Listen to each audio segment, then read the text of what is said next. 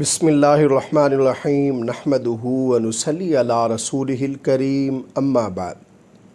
अस्सलामु अलैकुम व रहमतुल्लाहि व बरकातुहू। आज हम बात करेंगे कि ख्वाब में तवाफ़ करना कैसा है।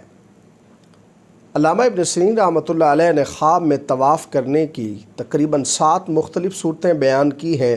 हर सूरत की अलग अलग ताबीर बयान की है।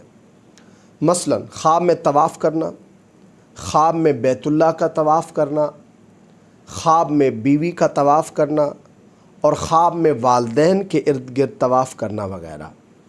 अगर आप भी इन सूरतों में से किसी सूरत की या इनके साथ मिलती जुलती किसी और सूरत की ताबीर जानना चाहते हैं तो इस वीडियो को आखिर तक ज़रूर देखें। अगर कोई गुनहगार शख्स ख्वाब के अंदर अपने आप को बैतुल्लाह का तवाफ़ करते हुए देखे तो ये ख्वाब उस साहिब ख्वाब के लिए गुनाहों के अज़ाब से बचने की दलील है।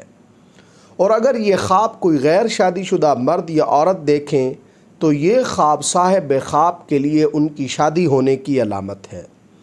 ये ख्वाब यानी ख्वाब में बैतुल्लाह का तवाफ़ करना अगर कोई मेहनत कश देखे तो ये ख्वाब उस मेहनत कश के लिए तरक्की करने और बुलंद मर्तबा पाने की दलील है। ख्वाब के अंदर हरम पाक का तवाफ़ करना, ये ख्वाब साहिब ख्वाब के लिए दिल की मुराद पूरी होने, इज़्ज़त और मर्तबा बुलंद होने से ताबीर है।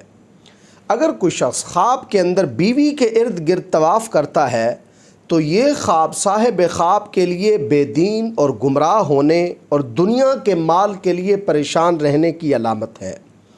अगर कोई शख्स ख्वाब के अंदर, ख्वाब वो मर्द हो या औरत, अपने वालदैन का तवाफ़ करता है या कोई औरत करती है तो इसकी ताबीर ये है कि ये ख्वाब साहिब ख्वाब के लिए वालदैन की खिदमत करने, सआदत और बुज़ुर्गी पाने से ताबीर है। अगर कोई मकरूज़ शख्स ख्वाब के अंदर बैतुल्लाह का तवाफ़ करता है या कोई औरत करती है तो ये ख्वाब उस मकरूज़ के लिए उसके कर्ज़ की जल्द अदायगी से ताबीर है।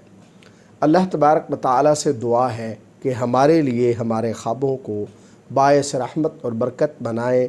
अस्सलामु अलैकुम व रहमतुल्लाहि व बरकातुहू।